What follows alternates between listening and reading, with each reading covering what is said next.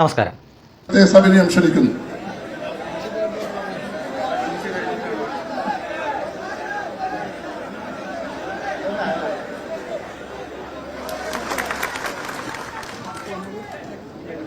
നമ്മുടെ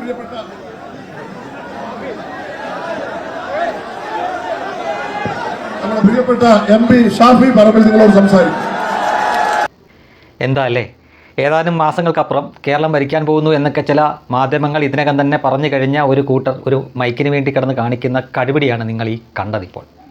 ലക്ഷക്കണക്കിന് ആളുകൾ ഇത് കാണുന്നുണ്ട് എന്ന ബോധ്യം പോലും ഇല്ലാതെയാണ് ഇപ്പോഴും വടകര MP ഒക്കെ ആയിരിക്കുന്ന ഷാഫി പോലും കാണിക്കുന്നത്. നോക്കൂ, ഇവരിതുപോലുള്ള പരിപാടിക്കൊക്കെ വരുന്നത് നോർമലായിട്ട് തന്നെയാണോ എന്ന് സംശയിക്കേണ്ടിയിരിക്കുന്നു. കാരണം അവരുടെയൊക്കെ ശരീരഭാഷ കാണുമ്പോൾ അവർ നോർമലല്ല എന്ന് തോന്നുന്നു. ഈ പാർട്ടീനെയൊക്കെ വിശ്വസിച്ച് വേണം ഒരു സംസ്ഥാനത്തിൻ്റെ ഭരണചക്രം കൊടുക്കാൻ. ഇവരുടെ വലിയ കൂട്ടരാണ് അങ്ങ് കേന്ദ്രത്തിൽ കിടന്നുകൊണ്ട് ഉള്ള അലമ്പ് മൊത്തം ഇപ്പോൾ പാർലമെൻറ്റിൽ കാണിച്ചുകൊണ്ടിരിക്കുന്നത്. പ്രബുദ്ധ മലയാളികൾ എന്നൊക്കെയാണ് നമ്മളെപ്പറ്റി നമ്മൾ തന്നെ പൊക്കി അടിച്ചുകൊണ്ടിരിക്കുന്നത്. ആ പ്രബുദ്ധർ തിരഞ്ഞെടുത്ത് വിട്ട MLA-മാരും MP-മാരും ഒക്കെ അടങ്ങുന്ന ഒരു കൂട്ടരാണ് ഒരു പൊതുവേദിയിൽ, അവരുടെ പരിപാടിയാണെങ്കിലും പൊതുവേദിയാണ്, ആ പൊതുവേദിയിൽ ലക്ഷക്കണക്കിന് ആളുകൾ ഇത് കണ്ടുകൊണ്ടിരിക്കുകയാണ് എന്ന ബോധ്യം പോലും ഇല്ലാതെ ഈ കിടന്ന് കാണിക്കുന്നത് ഒരു മൈക്കിന് വേണ്ടി. ഇതിനിടയിൽ ആ പാവം മുല്ലപ്പള്ളി രാമചന്ദ്രനെ നിരത്തിട്ട് ചവിട്ടിക്കൂട്ടി എന്നൊക്കെയാണ് ചില മാധ്യമങ്ങൾ പറയുന്നത്. ഞാൻ മറ്റൊരു കാഴ്ച കൂടി കാണിച്ചു തരാം. അത് 1-2 ദിവസം മുമ്പത്തെയാണ്. പക്ഷേ അതുകൂടെ കണ്ടു കഴിയുമ്പോൾ ഇവരെന്തോ ഒരു മായിക ലോകത്താണ് ഇപ്പോൾ തന്നെ നിലകൊള്ളുന്നത്, ജീവിക്കുന്നത് എന്ന് ആരാണെങ്കിലും സംശയിച്ചു പോകും. നിങ്ങൾ നോക്കൂ, ഈ ദൃശ്യം നോക്കൂ. ഇത് VD സതീശനെ എടുത്തുയർത്തി കൊണ്ടുപോവുകയാണ്. അവിടെ കോൺഗ്രസിൻ്റേതായിട്ടുള്ള ഒരു കൊടി പോലും നിങ്ങൾക്ക് കാണാൻ പറ്റില്ല. പകരം പാകിസ്ഥാനിലെ കൊടിയാണോ എന്ന് സംശയിക്കാവുന്ന മുസ്ലിം ലീഗിൻ്റെ കൊടിയാണ്. ദേശീയ തലത്തിൽ തെരഞ്ഞെടുപ്പ് വരുമ്പോൾ, അതായത് ലോക്സഭയിലേക്ക് തെരഞ്ഞെടുപ്പ് വരുമ്പോൾ മുസ്ലിം ലീഗിൻ്റെ കൊടി പൊക്കാൻ സമ്മതിക്കത്തില്ല.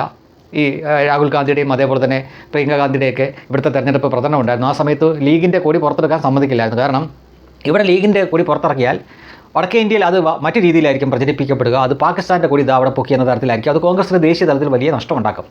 അതിനാൽ ആ സമയത്ത് പറഞ്ഞിരുന്നത് കോൺഗ്രസിൻ്റെ കൊടി മതി, മറ്റ് ഘടകകക്ഷികളുടെയൊക്കെ കൊടി വേണം, കേരള കോൺഗ്രസിൻ്റെ പോലും കൊടി വേണം, പക്ഷേ മുസ്ലിം ലീഗിൻ്റെ വേണ്ട എന്നാണ് പറഞ്ഞിരുന്നത്. ഇവിടെ നോക്കൂ, കോൺഗ്രസിൻ്റെ കൊടിയില്ല, പകരം മുസ്ലിം ലീഗിൻ്റെ കൊടിയുണ്ട്. മുസ്ലിം ലീഗുകാരാണ്, ജമാഅത്തെ ഇസ്ലാമി, SDP ഒക്കെ ഉണ്ട്. അവരാണ് VD സതീശനെ ആനയിച്ചുകൊണ്ട് ഇങ്ങനെ ഉയർത്തി കൊണ്ടുപോകുന്നത്. അവർക്ക് ഇപ്പോൾ തന്നെ ഏതോ ഒരു മിഥ്യാലോകത്താണ്. കേരളത്തിൻ്റെ ഭരണം തങ്ങളുടെ കയ്യിൽ കിട്ടിക്കഴിഞ്ഞു എന്ന ധാരണയിലാണ് ഇവർ ജീവിക്കുന്നത് എന്ന് തോന്നുന്നു. അതിൻ്റെ ബലമായിട്ടാണ്, അല്ലെങ്കിൽ ആ ഒരു ബോധം മനസ്സിൽ കിടന്ന് തികട്ടുന്നതുകൊണ്ടാണ് ഇത്തരം കോപ്രായങ്ങളൊക്കെ ഇവർ കാണിച്ചുകൊണ്ടിരിക്കുന്നത്. പക്ഷേ ഇത്തവണത്തെ തെരഞ്ഞെടുപ്പ് തീർച്ചയായിട്ടും ഇടതുമുന്നണിയും വലതുമുന്നണിയൊക്കെ അവരൊരിക്കലും മറക്കാൻ പറ്റാത്ത തരത്തിലുള്ള നല്ല തിരിച്ചടി കിട്ടുന്ന ഒരു തെരഞ്ഞെടുപ്പായിരിക്കും എന്ന കാര്യത്തിൽ ഒരു സംശയവുമില്ല. ആ സോഷ്യൽ മീഡിയയിലും പുറത്തുമൊക്കെ നമ്മൾ അതുപോലുള്ള ആളുകളോട് സംസാരിക്കുമ്പോൾ നമുക്ക് മനസ്സിലാക്കി കഴിഞ്ഞാൽ ചില കാര്യങ്ങളുണ്ട്. അതായത് ഒരു 30 മണ്ഡലങ്ങളിൽ മാത്രമേ BJP ജയത്തിന് വേണ്ടി ശ്രമിക്കൂ. ബാക്കിയുള്ള സ്ഥലങ്ങളിൽ അത് ഏതെങ്കിലും ഒരു മുന്നണിയെ മാത്രമല്ല, ചിലരെയൊക്കെ തോൽപ്പിക്കണം എന്നവർ ചുട്ടി കുത്തി വെച്ചിട്ടുണ്ട്. അവരെയൊക്കെ അവർ തെരഞ്ഞുപിടിച്ച് തോൽപ്പിക്കുകയും ചെയ്യും. കൂടുതലും പണി കിട്ടാൻ പോകുന്നത് UDF-ന് തന്നെയായിരിക്കും. കാരണം അതിന് മറ്റൊരു കാരണം കൂടിയുണ്ട്. BJP-ക്ക് ഒരു MLA ഇവിടെ ഉണ്ടായിരുന്നു നേമത്ത്. അത് പൊളിറ്റിക്കൽ വോട്ട് വെച്ച് നോക്കിയാലും നേമം അവരുടെ കയ്യിൽ തന്നെ ഇരിക്കേണ്ട ഒരു മണ്ഡലമാണ്. പക്ഷേ ഒരു കാര്യവുമില്ലാതെ ആ സമയത്ത് MP ആയിരുന്ന K മുരളീധരൻ വെല്ലുവിളിച്ചുകൊണ്ട് ഇവിടെ വന്ന് മത്സരിച്ചു. അദ്ദേഹം അന്ന് 30,000-ന് മുകളിൽ വോട്ട് പിടിച്ചു. അദ്ദേഹം പിടിച്ച വോട്ട് കൊണ്ടാണ് നാമമാത്രമായിട്ടുള്ള വോട്ടിന് കുമ്മനം രാജശേഖരൻ അവിടെ തോറ്റുപോയത്. V ശിവൻകുട്ടിയാണ് ജയിച്ചത്. അതിനൊപ്പം SDP-യുടെ വോട്ടുമൊക്കെ ഉണ്ടായിരുന്നു. പക്ഷേ എങ്കിലും ഈ K മുരളീധരൻ അവിടെ വന്ന് മത്സരിക്കാൻ കാരണം അയാൾ മത്സരിച്ചുകൊണ്ട് മാത്രമാണ് BJP-ക്ക് അവിടെ സിറ്റിംഗ് സീറ്റ് നഷ്ടപ്പെട്ടത്. അതിനുശേഷം K മുരളീധരനെ BJP-യുടെ പല നേതാക്കളും വിളിച്ചു പറഞ്ഞു, നിങ്ങൾക്കൊരു ആവശ്യവുമില്ലാത്ത കാര്യമായിരുന്നു, നിങ്ങൾ മനഃപൂർവ്വം ഞങ്ങളുടെ അക്കൗണ്ട് പൂട്ടിക്കണമെന്ന് ഉദ്ദേശിച്ചുകൊണ്ട് തന്നെ മറ്റാർക്കും വേണ്ടിയിട്ട് വന്നതാണ്, അതിനാൽ ഇത് ഞങ്ങൾ ഒരിക്കലും മറക്കില്ല എന്നവർ പറഞ്ഞിട്ടുണ്ട്. തീർച്ചയായിട്ടും K മുരളീധരൻ അടക്കമുള്ള പലർക്കും അവർ പണി കൊടുത്തിരിക്കും എന്ന കാര്യത്തിൽ ഒരു സംശയം വേണ്ട. ഇനി BJP-യുടെ സ്ഥാനാർത്ഥിക്ക് വോട്ട് കൊടുക്കാതെ തന്നെ വോട്ട് മറിച്ചടിച്ച് ഇവർക്കിട്ട് പണി കൊടുക്കും. അത് ഈ പറയുന്ന VD സതീശൻ വരെ ചിലപ്പോൾ തോറ്റുപോയാലും അത്ഭുതപ്പെടാനൊന്നുമില്ല, പണി കൊടുത്തിരിക്കും എന്ന കാര്യം നേതൃത്വം എന്ത് പറയുന്നു എന്നല്ല അവരുടെ സംഘികൾ അണികൾ നോക്കുന്നത്. അവർ ഇപ്പോൾ തന്നെ മനസ്സിൽ ഉറപ്പിച്ച് വെച്ചിട്ടുണ്ട്, ചിലർക്കിട്ട് ഞങ്ങൾ പണി കൊടുക്കുമെന്ന്. ആ പണി UDF-ന് കിട്ടാനാണ് കൂടുതൽ സാധ്യത. ഒരു 100ഓളം മണ്ഡലങ്ങളിൽ BJP അണികൾ വിചാരിച്ചാൽ ആര് ജയിക്കണം ആര് തോൽക്കണം എന്നവർക്ക് കൃത്യമായും തീരുമാനിക്കാൻ പറ്റും. ചില മണ്ഡലങ്ങളിൽ SDP ഒക്കെ ചെയ്യുന്ന പരിപാടിയാണ്, കാലങ്ങളായിട്ട് SDP സ്ഥിരമായിട്ട് ചെയ്തുകൊണ്ടിരിക്കുന്ന പരിപാടിയാണ്. അങ്ങനെ ഒരു മാനസികാവസ്ഥയിലേക്ക് സംഘികൾ ഇറങ്ങി വന്നാൽ ഇത്തവണ ഈ കോപ്രായം മാത്രമേ UDF-ന് കാണൂ. ഭരണം കിട്ടും എന്ന് പ്രതീക്ഷിക്കേണ്ട. കഷ്ടിച്ചൊരു പക്ഷേ ഭൂരിപക്ഷത്തോടെ പിണറായി വിജയൻ തുടരും. പക്ഷേ അപ്പോഴും ഒരു സൈഡിൽ 10-15 MLA-മാരുമായിട്ട് BJP-യും നിയമസഭയിൽ കാണും. കാരണം ഇത്തവണ നിങ്ങൾ ശ്രദ്ധിച്ചോളൂ, BJP-ക്ക് ജയസാധ്യതയുള്ള സ്ഥലങ്ങളിലൊന്നും UDF ശക്തരായ സ്ഥാനാർത്ഥികളെ നിർത്തില്ല. അതിൻ്റെ കാരണം അങ്ങനെ നിർത്തിയാൽ അവർക്ക് ഭരണം കിട്ടില്ല. കാരണം അവരങ്ങനെ നിർത്തിയാൽ ബാക്കി സകല മണ്ഡലത്തിലും BJP അവർക്കിട്ട് പണി കൊടുക്കുമെന്ന പേടി അവർക്കുണ്ട്. അല്ലെങ്കിൽ പണി കൊടുക്കും, പക്ഷേ ആ പേടി അവർക്കുണ്ട്. അതിനാൽ ഇത്തവണ നോക്കിയോളൂ, നേമമാവട്ടെ, പാലക്കാടാവട്ടെ, അല്ലെങ്കിൽ മഞ്ചേശ്വരമാവട്ടെ, അതുപോലുള്ള സ്ഥലങ്ങളിലൊക്കെ അത്ര ശക്തരൊന്നും അല്ലാത്ത UDFൻ്റെ സ്ഥാനാർത്ഥികളായിരിക്കും നിൽക്കുന്നത്. ഞാനിപ്പോൾ പറയുന്നത് നിങ്ങൾ ഓർമ്മയിൽ വെച്ചോളൂ, കാരണം അവർക്ക് നല്ല പേടിയുണ്ട്.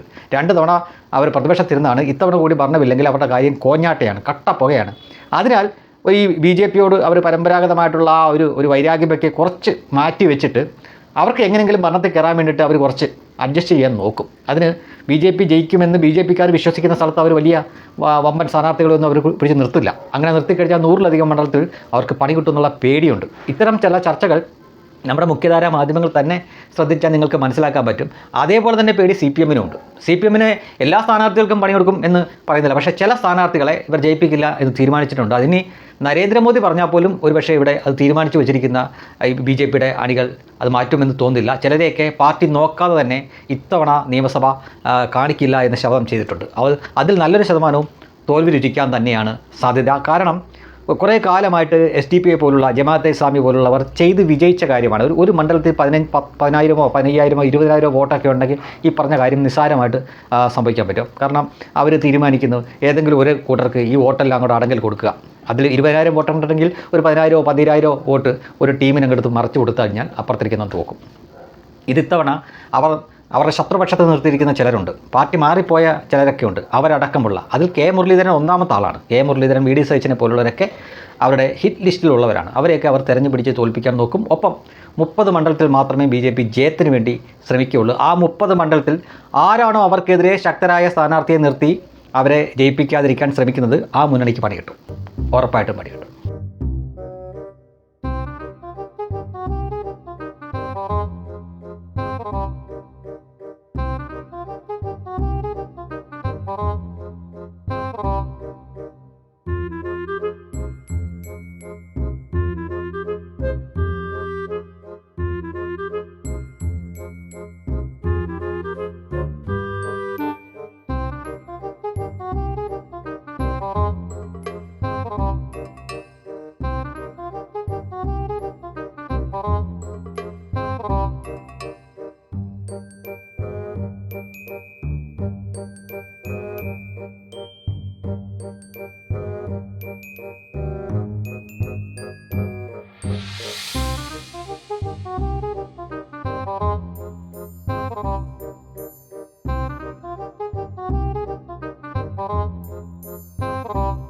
സവിനയം ക്ഷണിക്കുന്നു.